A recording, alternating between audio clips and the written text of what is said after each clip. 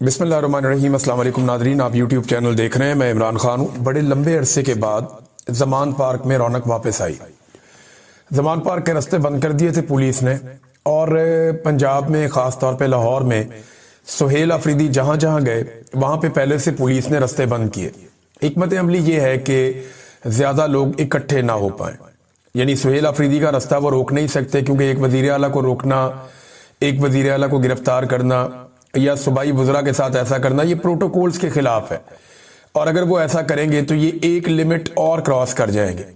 वैसे मौजूदा हुक्मरानों का और स्टैब्लिशमेंट का कोई पता नहीं कि वो कोई भी लिमिट क्रॉस कर सकते हैं, क्योंकि एक पागलपन है, एक ज़हनी मर्ज है जो काबू ही नहीं आ रहा। बहरहाल सुहेल अफरीदी को तो गिरफ्तार नहीं कर रहे और जबरदस्ती सुहेल अफरीदी को रोक भी नहीं पा रहे, लेकिन सुहेल अफरीदी के आने से पहले जैसे ही इनको इतला मिलती है कि अब ये फलां जगह पे जाएंगे, तो वहां पुलिस पहुंच जाती है, रुकावटें डाल देती है, बैरियर्स लगा देती है और कोशिश की जाती है कि कम से कम लोग उस जगह पे पहुंचे। लेकिन हर जगह पे इसके बावजूद बड़ी तादाद में पाकिस्तान तहरीके इंसाफ के लोग आ जाते हैं। यानी इतनी फस्तायत और इतने जुल्म के बाद जब आपको पता चले फौरी तौर पे कि अब यहां जाना है तो कारकुन पहुंच जाए, तो ये बड़ी बात होती है। और बहुत सारे गिरफ्तार भी हुए हैं, हर घर के अंदर छापा पड़ा है। जो कारकुन है पाकिस्तान तहरीके इंसाफ के, उनके लिए जमीन तंग की हुई है। लंबे अरसे से पाकिस्तान तहरीके इंसाफ का झंडा तक उठाने नहीं दिया गया। इमरान खान साहब की कोई फोटो लगाने की पंजाब पूरे में इजाजत नहीं है। ऐसे में भी अगर लोग निकल रहे हैं तो बड़ी बात। जमान पार्क में बड़े अरसे बाद रौनक लगी। ये सुहेल अफरीदी साहब गए, रुकावटें फिर हट गई। जब वो पहुंचे तो उनसे पहले कारकुनों ने रुकावटें हटा दी, पुलिस वगैरह को हटाया वहां से। ये लोग गए, इमरान खान साहब की बहनें भी आई, फैमिली के बाकी लोग भी आए, तो जमान पार्क को खोला गया। काफी अरसे के बाद वहां अंदर के मनाजिर लोगों ने देखे। अब इमरान खान साहब को जब से गिरफ्तार किया गया है तब से लेकर अब तक यहाँ पे बिल्कुल एक बंदिश है और किसी किस्म का कोई एक्टिविटी यहाँ पे नहीं देखी गई। लेकिन अब एक्टिविटीज हो रही है। लाहौर में वकला से बातचीत की सुहेल अफरीदी ने, एक अच्छा तगड़ा खिताब किया। वहां पे वकला ने बड़ी दिलचस्पी शो की, बड़ी तादाद में वकील वहां पे मौजूद थे। वकीलों को उन्होंने ये कहा कि जी ये बदमाशी पुलिस की आपको खत्म करनी पड़ेगी, वकला को अपना किरदार अदा करना पड़ेगा। और वकला ये कर सकते हैं क्योंकि उनका रोज का थाने कचहरी का काम है। आम शहरी जो है वो तभी हौसला पकड़ेगा जब वकला और सिविल सोसाइटी और बाकी लोग जो ह्यूमन राइट्स के लिए काम करते हैं, जब वो खड़े हो जाएंगे तो आम आदमी भी खड़ा हो जाएगा। और आम आदमी जो है वो तो इंतजार कर रहा है कि कोई भी मूव चले, कुछ भी हो, धक्का लगाने का टाइम आए तो आम आदमी निकल कर धक्का जरूर लगाएगा। ये मैं अच्छी तरह जानता हूं। ISF का एक कन्वेंशन है, उससे भी खिताब किया। वैसे सुहेल अफरीदी ने आज बड़ा मसरूफ दिन गुजारा और बहुत तेजी से वो मूव करते रहे।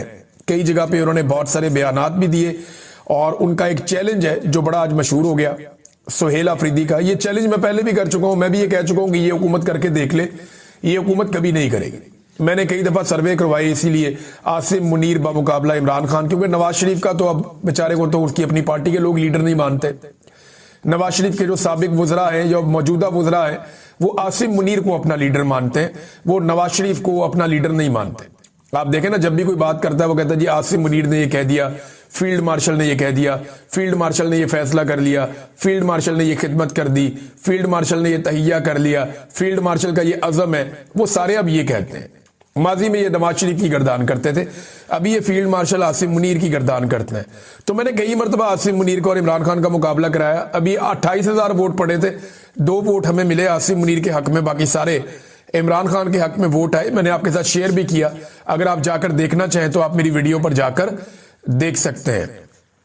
ISF से भी उन्होंने खिताब किया। यास्मीन राशिद साहबा के घर में गए, जो सुहेल अफरीदी साहब है, इजाज चौधरी साहब के घर में गए, महमूद रशीद साहब के गए, जिले शाह का सुना है कि वहां पे, और दीगर जो असीरान हैं उनसे भी उन्होंने मुलाकातें की। जो लोग कैदे काट के आए उनसे भी, जो उनकी फैमिलीज हैं उनसे भी मुलाकातें की। सनम जावेद और फलक जावेद के घर के बाहर बहुत बड़ी तादाद में पुलिस पहुंच गई। तो सुहेल अफरीदी ने एक चैलेंज किया, ये बड़ा जबरदस्त चैलेंज है। ये इन्होंने कहा सुहेल अफरीदी ने कि आप लोग ये कहते हैं कि पंजाब इमरान खान के साथ नहीं है या लोग नहीं निकल रहे, अब ये ना बयानिया बनाया जाएगा। हत्तुल इम्कान कोशिश की है पंजाब हुकूमत ने कोई बड़ा इकट्ठ हो ना पाए। और मैं आपको ये भी बता देता हूं कि सुहेल अफरीदी कोई जलसा करने तो आए नहीं थे, उन्होंने मुख्तलिफ जगह पे लोगों पे मुलाकातें करनी थी। मुख्तलिफ जगह पे उन्होंने मुख्तलिफ तरह के लोगों से मुलाकातें करनी थी, इजहारी यकजहती करना था। थोड़ा सा जो पाकिस्तान तहरीके इंसाफ को एक दबाया गया है पंजाब में, उसको थोड़ा सा रिलीफ देना था। ये काम जो है वो धक्का लगाने आए थे, थोड़ा बहुत धक्का उन्होंने लगाया, लेकिन कोई बड़ा जलसा नहीं था। अगर जलसा अनाउंस किया होता तो सिचुएशन कुछ और होती।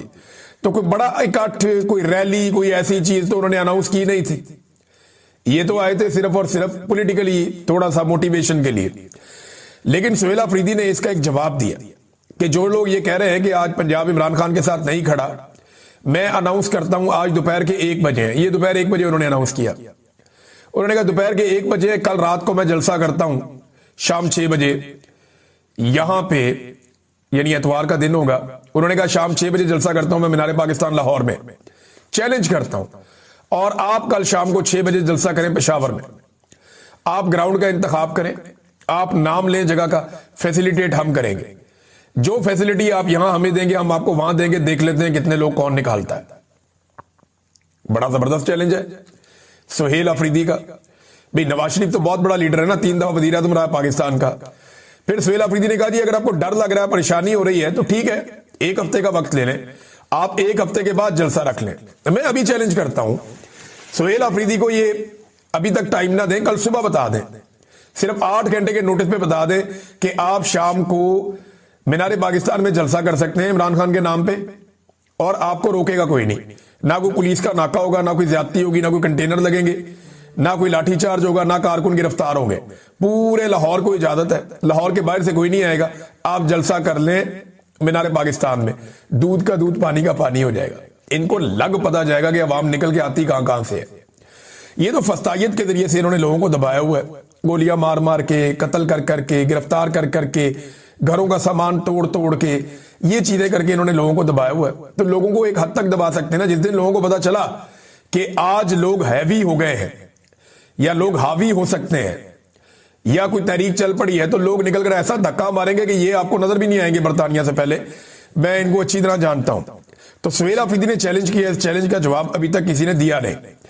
मैं ना कुछ मनाजिर देख रहा था टीवी चैनल्स के, पंजाब असेंबली में एक गमला टूट गया था, एक, अब वो भी पता किसी पाँव किसी का लगा है, छोटा सा एक गमला था वहां पड़ा हुआ था साइड पे, उसमें एक पौधा भी था, वो एक गमला टूट गया। अब किसी का पाँव लगा है गुजरते हुए कोई रश के अंदर, या किसी ने खुद तोड़ के एक तस्वीर बना ली है। वो तस्वीर पाकिस्तान का मीडिया दिखा रहा है, वो तस्वीर PMLN का सोशल मीडिया दिखा रहा है। ये दिखा रहे हैं जनाब देखो एक गमला टूट गया, कितना बड़ा नुकसान हो गया, देखो एक पौधा टूट गया, गमला टूट गया। ये मीडिया को शर्म आनी चाहिए, इन्हें शर्म करनी चाहिए कि खैबर पख्तूनख्वा में ड्रोन हमले होते हैं, उनके नतीजे में मासूम बच्चे शहीद हो जाते हैं, खवातीन शहीद हो जाती हैं, ये उसकी कवरेज नहीं करते, ये उसकी खबर नहीं देते। एक गमला टूटा है पंजाब असेंबली के बाहर और ये उसकी खबर दे रहे हैं, मातम कर रहे हैं। पंजाब असेंबली के बाहर एक गमला टूट गया, बहुत बड़ी खबर है, और खैबर पख्तूनख्वा के बच्चे ड्रोन हमलों में शहीद हो गए, कोई खबर नहीं है। ये अभी एक खबर देता हूं, बलूचिस्तान में खवातीन अगवा हो गई हैं। वो लोग 3 दिन से CPEC के ऊपर रोड बंद करके बैठे हुए, वो बेचारे एहतजाज कर रहे हैं कि हमारे साथ ज्यादती हो रही है, जुल्म हो रही है, उसके ऊपर कोई बात नहीं कर रहा, कोई आवाज नहीं उठा रहा।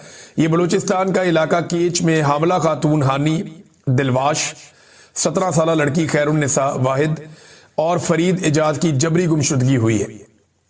उन्हें जबरी तौर पर लापता किया गया। लवाहिकीन गुज़िश्ता 3 दिनों से ये ताजाबान में CPEC रोड बंद करके धरने पर बैठे हैं, लेकिन अब तक कोई सुनवाई इनकी नहीं हुई, किसी मीडिया ने इनकी खबर नहीं दिखाई।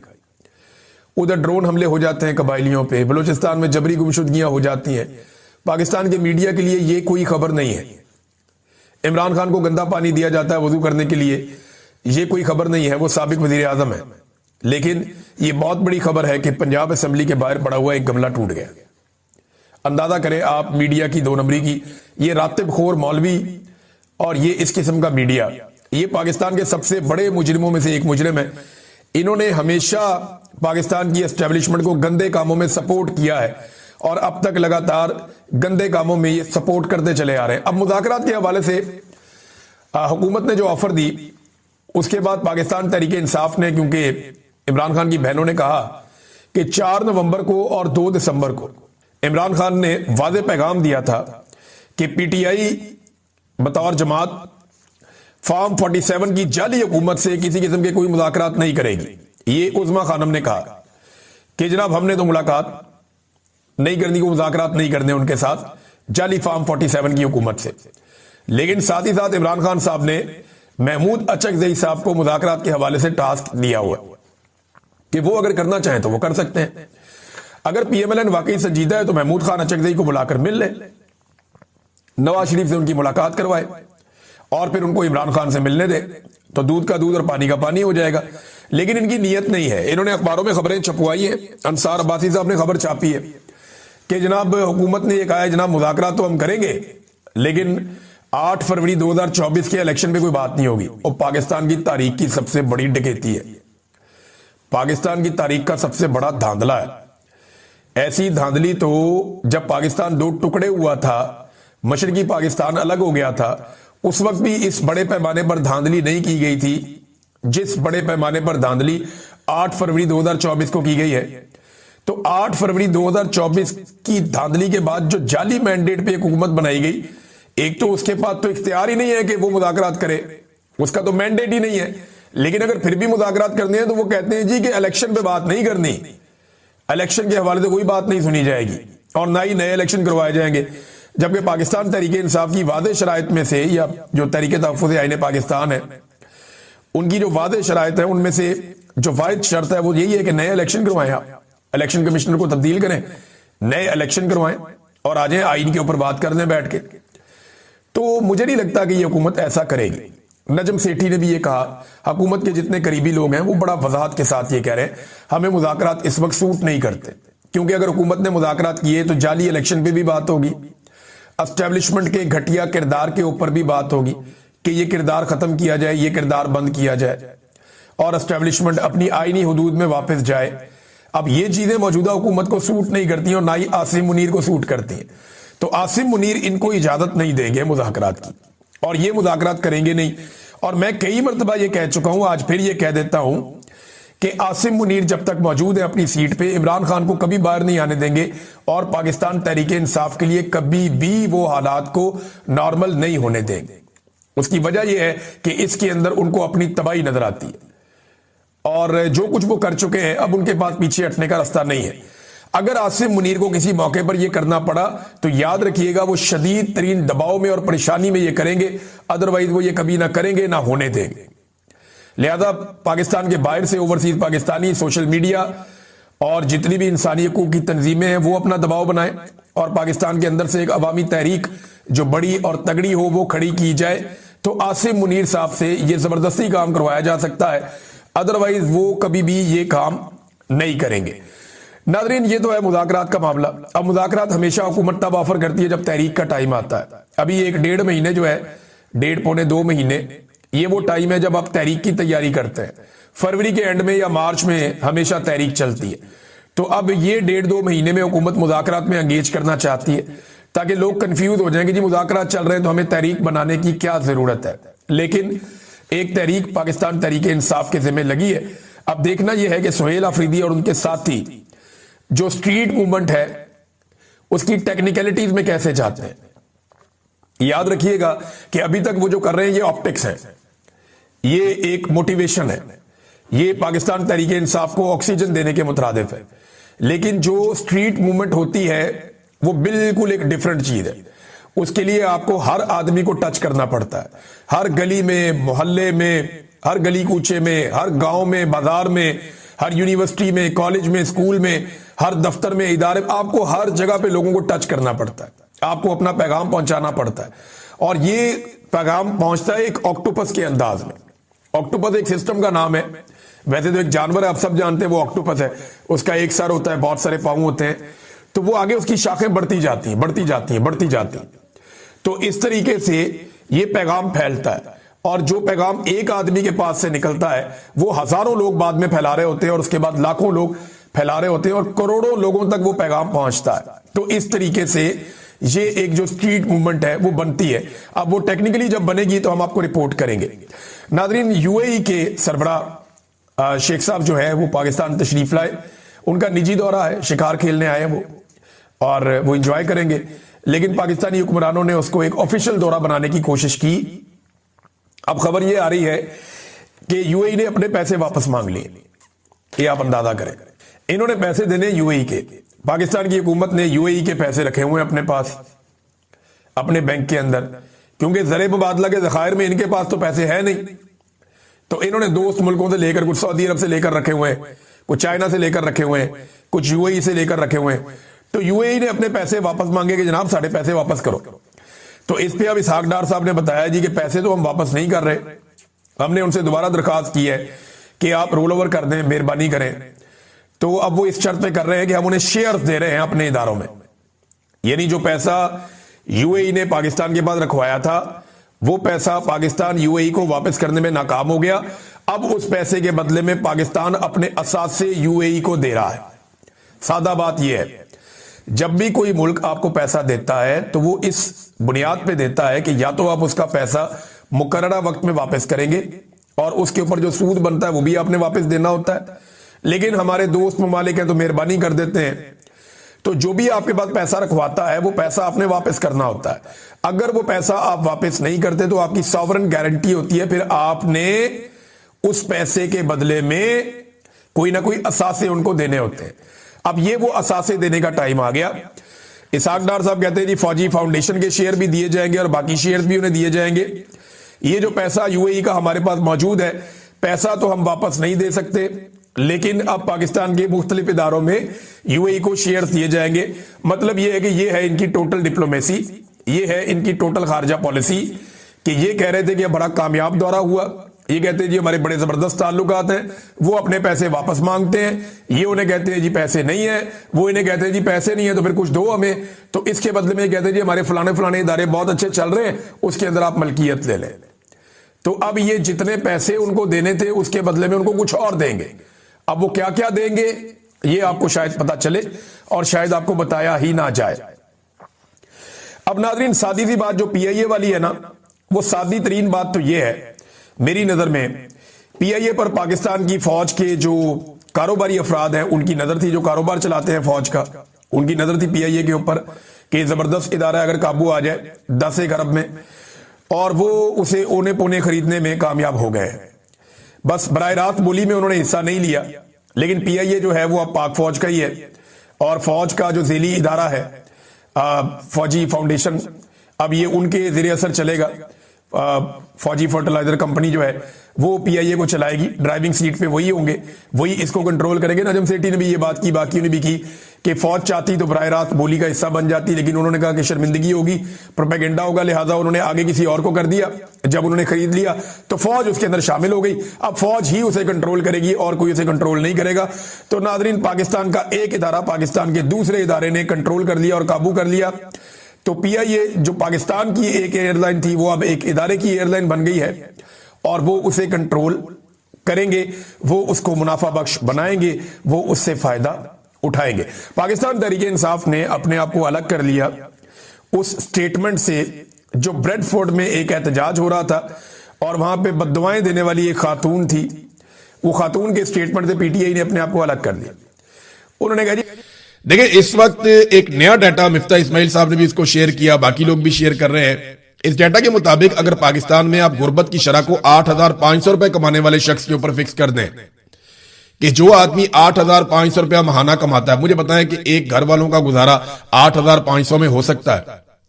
आज तो 30,000 में गुजारा नहीं हो रहा।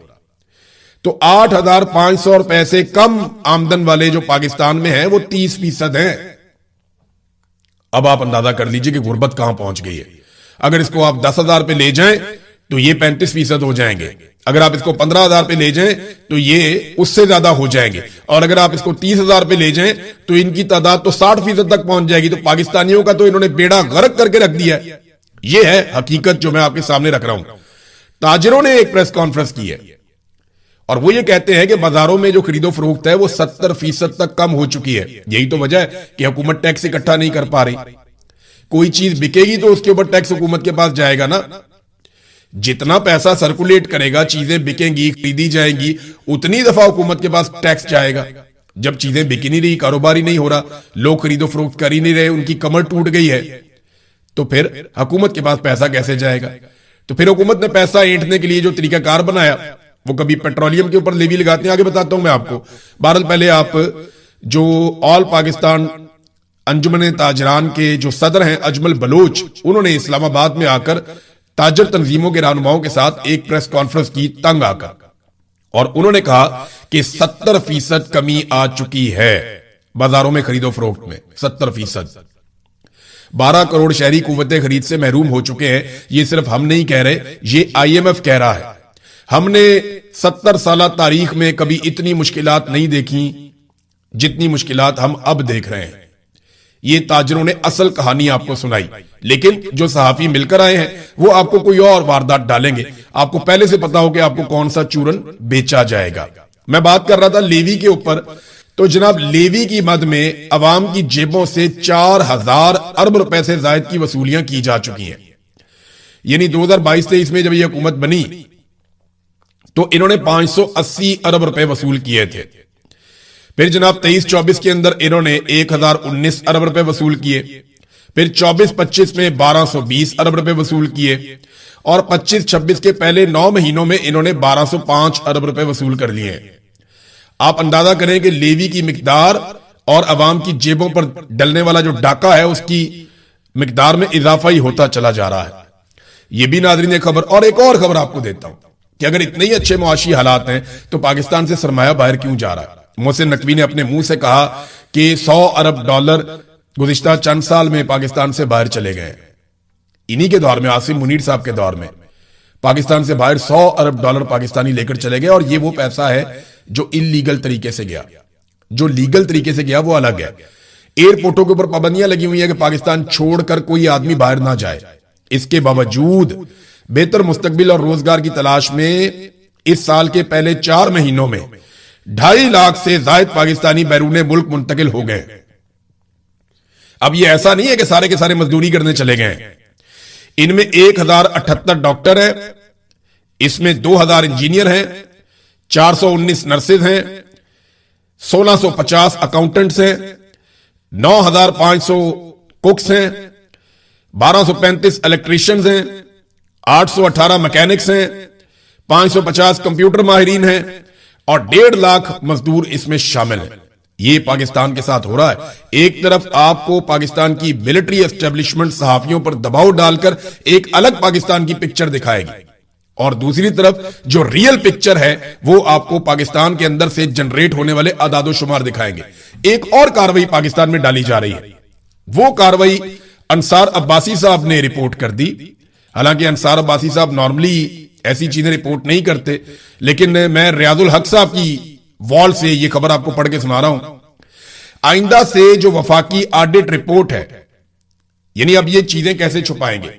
एक तरफ तो सहाफियों को तैयार कर दिया कि आपने अच्छा अच्छा दिखाना है, अच्छा ना भी हो तो जो हम आपको कहें आपने अच्छा अच्छा करके दिखाना है कि जनाब हमारे तो खजाने निकल आए, हमारी तो लॉटरी लग गई, पाकिस्तान तो बूस्ट करने जा रहा है, पाकिस्तान तो उड़ान उड़ने जा रहा है। जो आसिम मुनीर का अल्फाज है, उन्होंने कहा कि पाकिस्तान यहां से ऊंची उड़ान की तरफ जाएगा, तो ऊंची उड़ान के बाद हमें बुरी पे बुरी खबर, बुरी पे बुरी खबर मिल रही है।